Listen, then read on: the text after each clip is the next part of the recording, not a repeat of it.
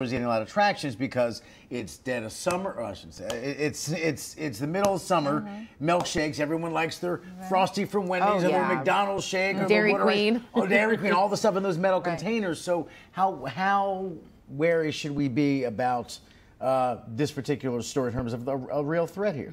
You don't know whether it's cleaning those things or not. No one knows. Right. Listeria monocytogenes. That's what this is. Common spelling. That's right. Listeriosis. One of the things we know about it is, just as you said, there are about 2,600 cases, 1,600 cases a year. So about 16% of people who actually contract it die. So it's actually quite serious.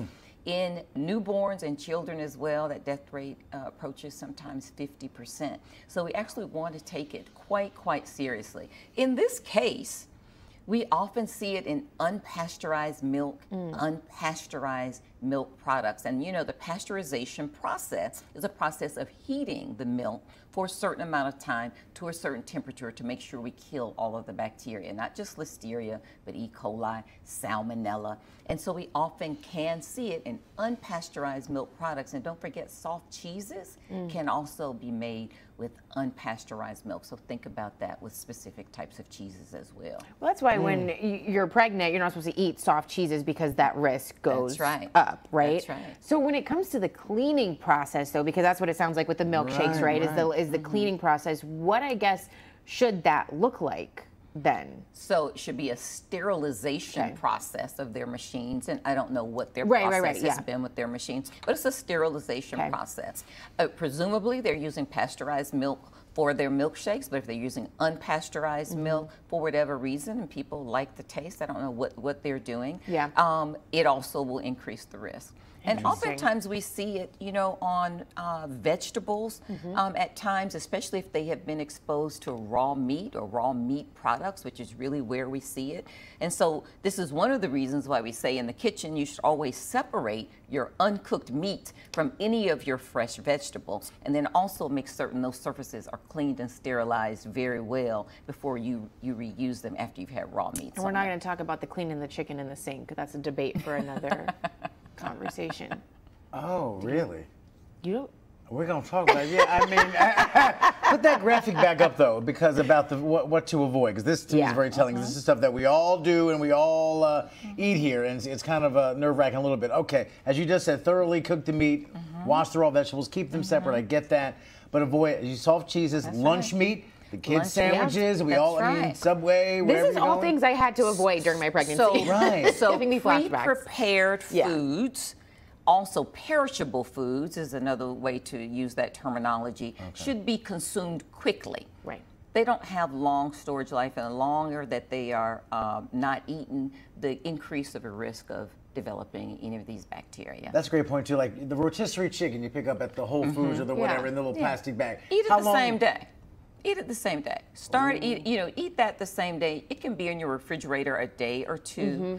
But those are exactly what we mean. These perishable items, you need to handle those with care. A day or two for that rotisserie chicken my in the husband bag? gets so mad at me, but I'm like, if I see it in the fridge for too long, I'm done with it. Like, Ooh, okay. Yeah. And you know, You've been dodging bullets. I may have to leave early today. Because there's a lot at home I need to correct.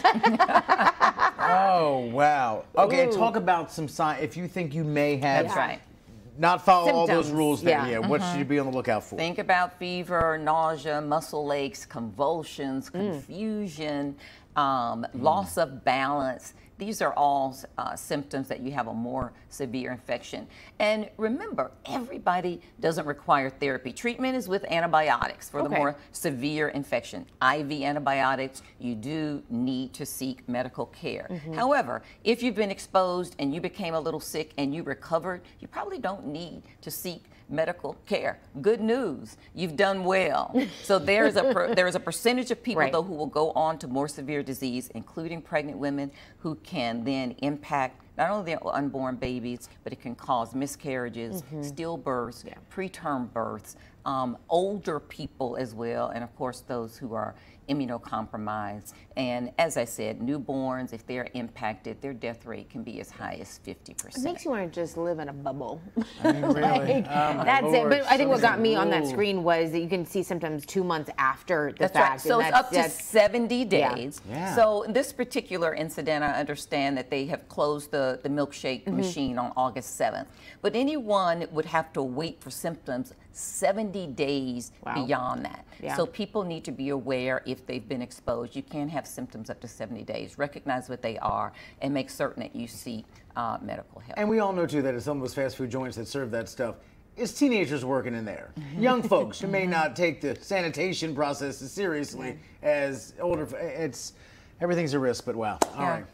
Great advice and insight, as always, you. Doctor. Thank you so much. I appreciate it. We'll be right back.